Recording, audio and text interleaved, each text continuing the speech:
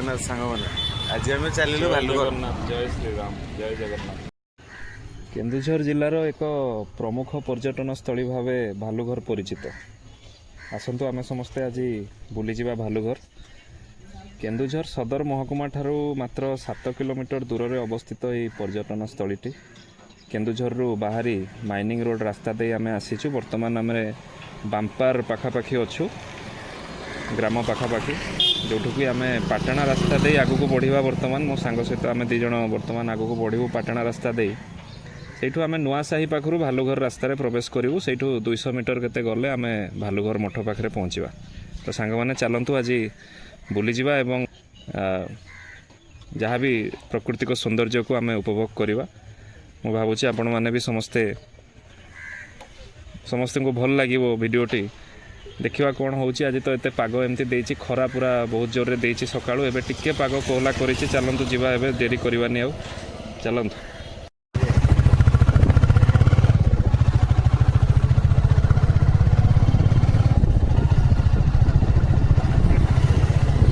ବାମ୍ପାରରୁ ଏଇନା ବାହାରିଲେ ଆମେ ଆଉ ଏଇ ବାମ୍ପାର ମଣ୍ଡପ ପାଖରୁ ଆମେ ବର୍ତ୍ତମାନ ଯାଉଛନ୍ତି ଭାଲୁଘର ରାସ୍ତାରେ।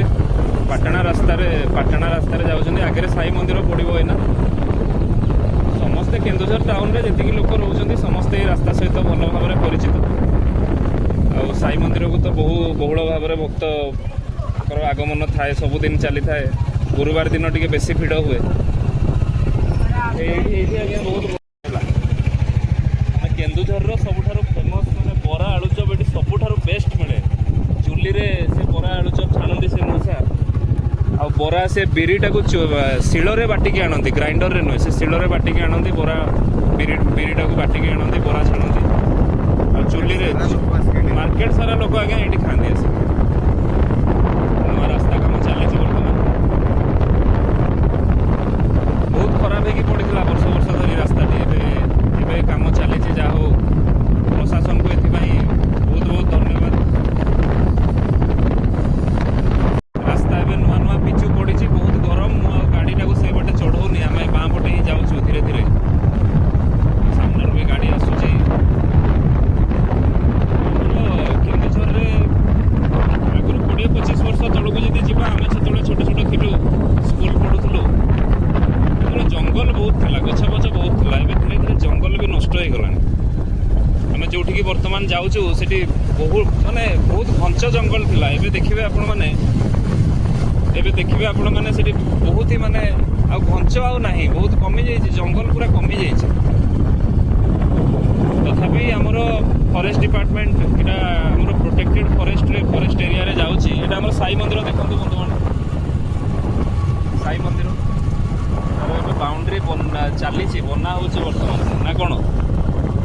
ବାଉଣ୍ଡ୍ରି ଏବେ ଅଣ୍ଡର କନଷ୍ଟ୍ରକ୍ସନ୍ ଅଛି, ବନା ହେଉଛି, ସୁନ୍ଦର ହେଇଯିବ। ଭିତରେ ଆମର ଭିତରେ ଅରଡେଇ ନଈ ଆମର ଯେଉଁ ଛୋଟ ଗୋଟେ ରିଭୁଲେଟ୍ଟା, ଗୋଟେ ଛୋଟ ଷ୍ଟ୍ରିମ୍ଟା ବୈତରଣୀରେ ଯାଇକି ବୋଧେ ମିଶିଛି କି କାଞ୍ଝାରିରେ ମିଶିଛି, ତ ତାର କୂଳେ ଆମର ବାଉଣ୍ଡ୍ରି ବନା ହେଉଛି ସାଇ ମନ୍ଦିରର। ବହୁତ ସୁନ୍ଦର ହେଇଯିବ। ଆଗକୁ ପାର୍କ ବି ହେବ ଏଠି। ଆମର ଯେଉଁ ଏଇ ଫରେଷ୍ଟ,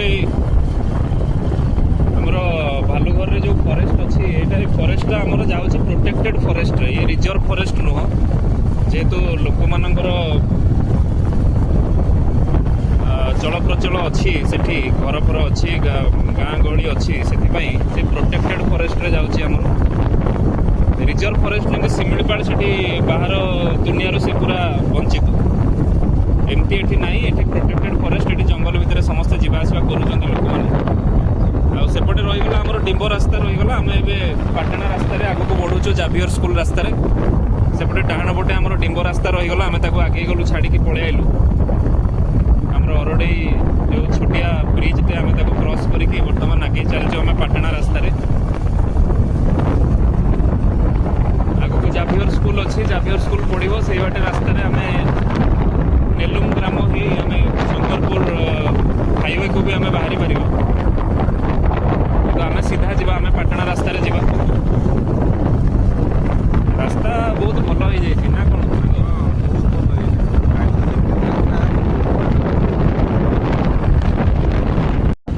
ବର୍ତ୍ତମାନ ଯେହେତୁ ଖରା ଟିକେ ବହୁତ ଜୋରରେ ହେଉଛି ମୁଁ କହିଲି ପାଣି ଟିକେ ନେଇଯିବା, ସାଙ୍ଗକୁ କହିଲି ପାଣି ଟିକେ ଆମେ ନେଇକି ବର୍ତ୍ତମାନ ଯାଉଛୁ ଭାଲୁଘର ଅଭିମୁଖେ। ଡାହାଣ ପଟେ ଆପଣମାନେ ଦେଖିପାରୁଛନ୍ତି କେତେ ସୁନ୍ଦର ଚାଷ ହେଇଛି, ଧାନ ଚାଷ ହେଇଛି। ଆଉ ମାସେ ଲାଗିବ ଅମଳ ହେବା ପାଇଁ। ଧାନ ଯେତେବେଳେ ହେଇଯାଏ ଏପଟେ ହାତୀ ଆତଙ୍କ ଆରମ୍ଭ ହେଇଯାଏ। ଆଉ ହାତୀ ପ୍ରବଳ ମାତ୍ରାରେ ସବୁ ହାତୀ ଗୋଠ ସବୁ ଆସନ୍ତି ଏଠି। ଗାଁ ଲୋକ ସେଥିପାଇଁ ଜଗିକି ରୁହନ୍ତି ରାତିରେ 11ଟା 12ଟା ପର୍ଯ୍ୟନ୍ତ। 10-12 ଜଣ ପୁରା ଟର୍ଚ୍ଚ ଧରିକି, ଲଣ୍ଠନ ଧରିକି, ଲାଇଟ୍ ଧରିକି ଯାଇକି ଜଗିକି ରୁହନ୍ତି ଗାଁ ଲୋକ। ରାସ୍ତା କାମ ଚାଲିଛି, ବହୁତ ଭିଡ଼, ବଡ଼ ବଡ଼ ଗାଡ଼ି ବି ଯାଉଛି। ଗୋଟେ ପ୍ଲାଣ୍ଟେସନଟେ ହେଇଛି ଏଠି, ଛୋଟ ପ୍ଲାଣ୍ଟେସନ ଗୋଟେ ଏଠି ଡାହାଣ ପଟେ। ରାଜୁ ଭାଇ ଜୟ ଶ୍ରୀରାମ। ମୋର ଜଣେ ଚିହ୍ନା ପରିଚୟ ଲୋକ ଜଣେ ଦେଖା ହେଇଗଲେ, ରାଜୁ ଭାଇ ବୋଲି। ତାଙ୍କ ଘର ବି ପାଖାପାଖି।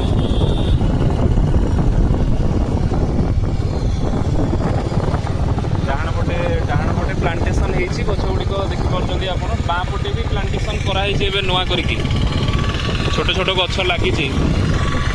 ଫରେଷ୍ଟ ଡିପାର୍ଟମେଣ୍ଟରୁ ଆସିକି ଲଗେଇଛନ୍ତି, ସରକାରଙ୍କ ତରଫରୁ ଗଛ ଲାଗିଛି ଏଠି। ଜାଲି ବି କରିଦିଆ ହେଇଛି, ଦେଖିପାରୁଥିବେ ବାଁ ପଟେ ଜାଲି କରିଦିଆ ହେଇଛି। ଏଠି ଲେଖା ହେଇଛି ଦେଖନ୍ତୁ, ଏଠି ଗଛ ଗୁଡ଼ିକୁ ନଷ୍ଟ ନ କରିବା ପାଇଁ। ପାଣି ବି ଦିଆଯାଏ ଏଠି, ଗଭର୍ଣ୍ଣମେଣ୍ଟ ତରଫରୁ ଆସେ। ପାଣି ଦେବା ପାଇଁ ବି ପଇସା ଆସୁଥିବ ଗଭର୍ଣ୍ଣମେଣ୍ଟ ତରଫରୁ, କିନ୍ତୁ କେତେ ଦିଆଯାଏ ସେଟା ଆପଣ ଯିଏ ଦେଖିଥିବେ, ଏଠି ରହୁଥିବେ ଲୋକମାନେ, ସେମାନେ ଜାଣିଥିବେ। ଆଉ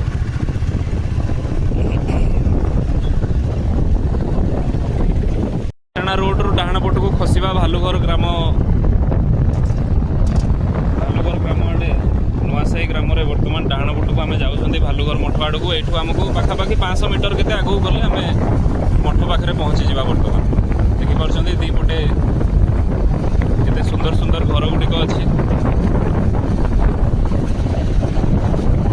କଂକ୍ରିଟ ରୋଡ।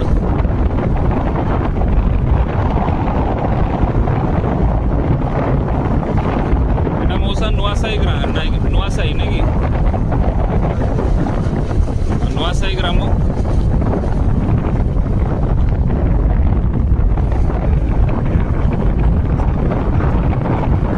ପାଟମଙ୍ଗଳା ବୋଧେ ମାଙ୍କ ମନ୍ଦିର, ପାଟମଙ୍ଗଳା ଯୋଉ ପୂଜା ହୁଏ ସେଠି। ପାଟବସା ରାଧାକୃଷ୍ଣ ମନ୍ଦିର। ପ୍ରବେଶ କରି ଯାଇଛନ୍ତି ବନ୍ଧୁମାନେ, କିନ୍ତୁ ପାଗଟା ଟିକେ ଆଜି ସାଥ ଦେଉନି। ଖରା ହେଉଛି, କିନ୍ତୁ ଭିତରେ ଛାଇ ନିହାତି ଥିବ। ଚାରିଆଡ଼େ ଜଙ୍ଗଲ। ଏ ଜଙ୍ଗଲଟି ଆଗରୁ 20 ବର୍ଷ ତଳେ ଆହୁରି ଘଞ୍ଚ ଥିଲା। ଏବେ ଏତେ ଲୋକଙ୍କର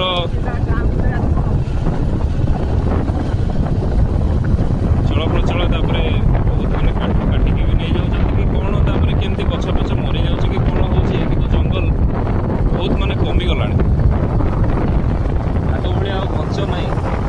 ତଥାପି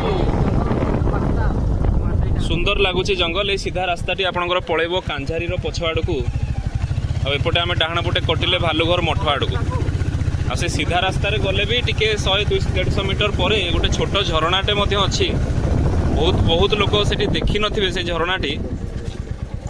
ମାନେ କେନ୍ଦୁଝରରେ ଯେମିତି ସାନ ଘାଗରା ଆମର ଅଛି, ତାଠାରୁ ଅଧା ହେବ ଛୋଟ ଝରଣା ଗୋଟେ ସେ ସିଧାରେ ଅଛି। 150 ମିଟର ଦୂରରେ ଭିତରକୁ ଟିକେ ଅଛି। ଭିତରେ ଟିକେ ପଶିକି ଯିବାକୁ ପଡ଼ିବ, ଗଛ ପଛ ଜଙ୍ଗଲ ଭିତରେ ଟିକେ ପଶିବାକୁ ପଡ଼ିବ ଗାଡ଼ି ବାହାରେ ରଖିକି। କିନ୍ତୁ ବହୁତ ସୁନ୍ଦର ଝରଣାଟିଏ ଅଛି। ବର୍ତ୍ତମାନ ବର୍ଷା ଦିନେ ସେଠି ବଢ଼ିଆ ପାଣି ଯାଏ, ବହୁତ ସୁନ୍ଦର ଲାଗେ। ଆଉ ଏଠି ଆମେ ମଠ ପାଖାପାଖି ପହଞ୍ଚିଗଲୁଣି। ଏଇ ଡାହାଣ ପଟେ ବାଁ ପଟେ ଭୋଜି କରିବା ସ୍ଥାନ। ବର୍ତ୍ତମାନ ଆମେ ମଠ ପାଖରେ ପହଞ୍ଚି ଯାଇଛନ୍ତି। ଡାହାଣ ପଟେ ଶିବ ମନ୍ଦିରଟି ଅଛି, ଚତ୍ରୀ ଉପରେ ଦେଖିପାରୁଛନ୍ତି, ଗ୍ରାନାଇଟ୍ର ଚତ୍ରୀ। ତା ଉପରେ ଶିବ ମନ୍ଦିରଟି ଅଛି। ବାଁ ପଟେ ଏପଟେ ମଠ ଅଛି ଆମର। ମଠକୁ ବର୍ତ୍ତମାନ ଯିବା। ଛୋଟ ଛୋଟ ଚତ୍ରୀ ଯେତିକି ଆପଣ ଦେଖିପାରୁଛନ୍ତି, ଏସବୁ ଗ୍ରାନାଇଟ୍ର ଚତ୍ରୀ ଗୁଡ଼ିକ।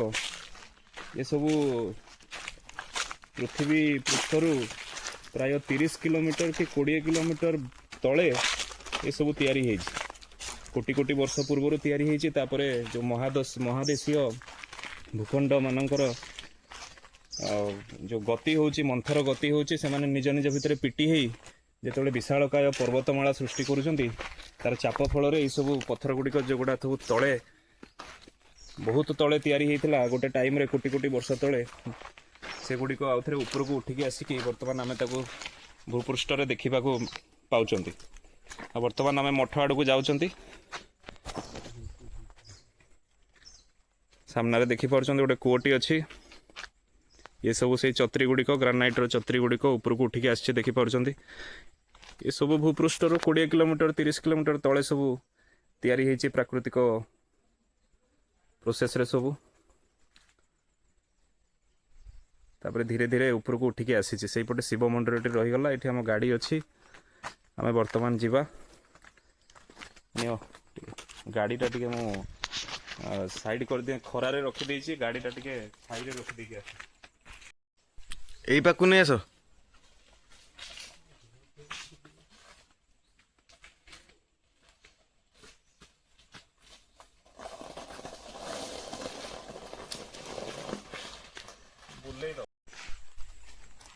ବର୍ତ୍ତମାନ ମଠ ଅଭିମୁଖେ ଯାଉଛନ୍ତି। ଏପଟେ ସାମ୍ନାରେ କୂଅଟି ଦେଖିପାରୁଛନ୍ତି। ଏଠି ଗୋଟେ ପାଣିଟେ ଝରୁଛି। ପାଣିଟେ ଏପଟେ ଡାହାଣ ପଟେ ଜମି ଯାଇଛି ଟିକେ, କାହିଁକି ନା ଏଇ ଯେଉଁ କଂକ୍ରିଟ୍ ଏଠି ତିଆରି ହେଇଯାଇଛି ସେଥିପାଇଁ ଟିକେ ପାଣିଟା ଜମି ଯାଉଛି, କିନ୍ତୁ ଏଇଟା ପଥରରୁ ଝରୁଛି ପାଣିଟା। ଖରା ଦିନେ ବି ଯାଏ, କିନ୍ତୁ ଟିକେ ଟିକେ ଯାଏ। ବର୍ଷା ଦିନ ବୋଲି ଏତିକି ଦେଖାହେଉଛି। କୂଅରେ ବି ପାଣି ହେଇଯାଇଛି, ଆମକୁ ଚପଲ ଖୋଲିକି ଯିବାକୁ ପଡ଼ିବ।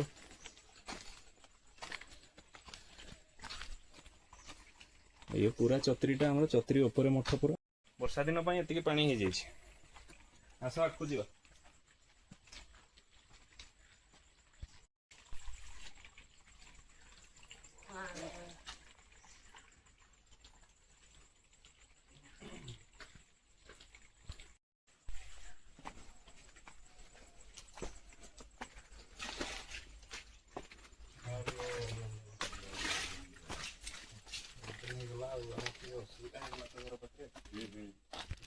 ଜୟ ଶ୍ରୀରାମ। ପହଞ୍ଚି ଯାଇଛୁ। ଏଠି ଆମର ବାବା ବି ଏଠି ଅଛନ୍ତି। ମଉସା ଗଲେ ଭିତରକୁ। ଉପରେ ଆମର ଗୁମ୍ଫା ଅଛି, ଆସ ଗୁମ୍ଫା ଟିକେ ଦେଖେଇ ଆସ। ନାଇଁ ଦବ ସେ କହିଲେ ମୋ ବାଡ଼ିରେ ତ ଫୁଲ ନାହିଁ, ମୁଁ କାହା ବାଡ଼ିରୁ କେମିତି ଫୁଲ ଆଣିବି? ଗୁମ୍ଫା, ଭାଲୁଘର ଗୁମ୍ଫାକୁ ବର୍ତ୍ତମାନ ଦେଖିବା ଆମେ। ଗୁମ୍ଫାଟି ତାର ମୁଖ୍ୟ ଦ୍ୱାରଟିକୁ ସିମେଣ୍ଟରେ କଂକ୍ରିଟରେ କନଷ୍ଟ୍ରକ୍ସନ କରିକି ଏଠି ଗୋଟେ ଛୋଟିଆ ଗେଟ୍ଟେ ଲଗେଇଛନ୍ତି। ଗାଧେଇଛ ବା ତୁମେ? ଖୋଲ ଦେଖିବା ଆମେ ଗୁମ୍ଫା ଖୋଲିକି।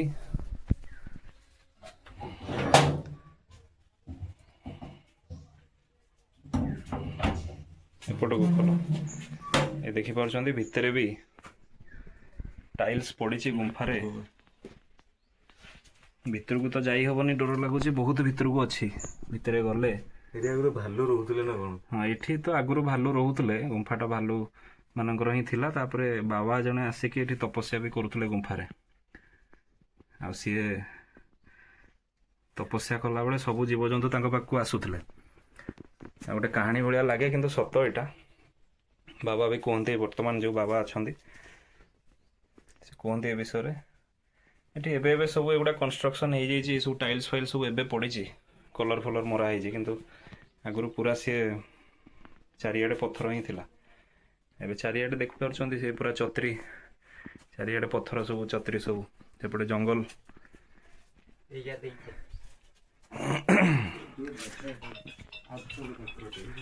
ଆଉ ସବୁଆଡ଼େ ଏଠି ଔଷଧୀୟ ବୃକ୍ଷ, ସବୁଠି ଔଷଧୀୟ ଗଛ ସବୁ। ମଉସା ଚାଲିଗଲେ ତଳକୁ, ତାଙ୍କର ଫୋନ୍ ଆସିଲା।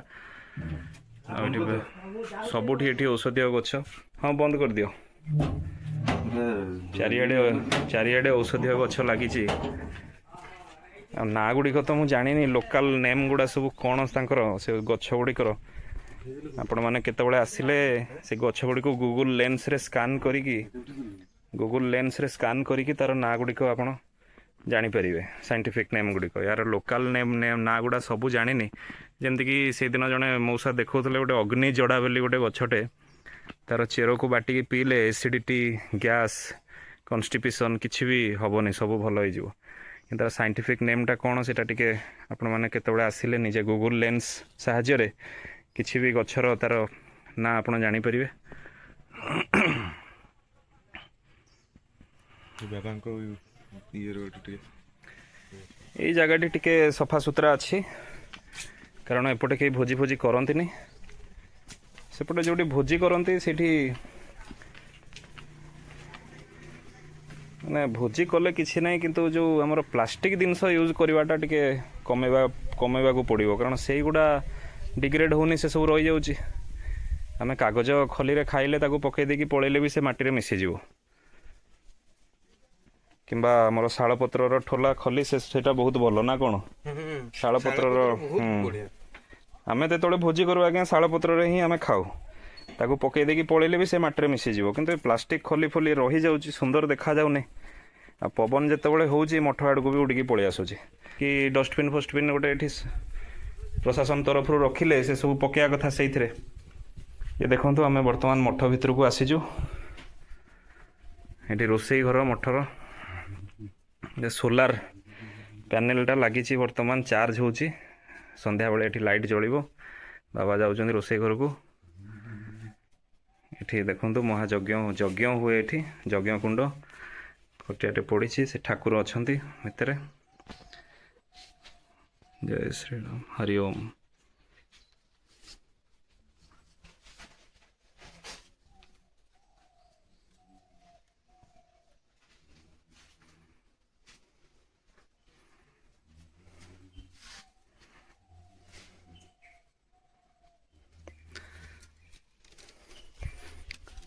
ଏଠି ପାଚେରୀ ବର୍ତ୍ତମାନ କନଷ୍ଟ୍ରକ୍ସନ୍ ଚାଲିଛି। ପ୍ରଶାସନ ତରଫରୁ ପାଚେରୀ ଘେରାଉ କରାହେଉଛି, ହାତୀ ପ୍ରବେଶ କରିଯାଉଛନ୍ତି, ସେଥିଲାଗି ପାଚେରୀ ଘେରାଉ କରାହେଉଛି। ଏପଟେ ନୂଆ ଘରଟିଏ ମଧ୍ୟ ହେଇଛି ବାବାଙ୍କ ପାଇଁ ତଳେ। ଆଉ ସେପଟେ ଲୋକମାନେ ଭୋଜି କରୁଛନ୍ତି। ଆଗରେ କାର୍ଟି ଥୁଆ ହେଇଛି, ଦେଖିପାରୁଥିବେ।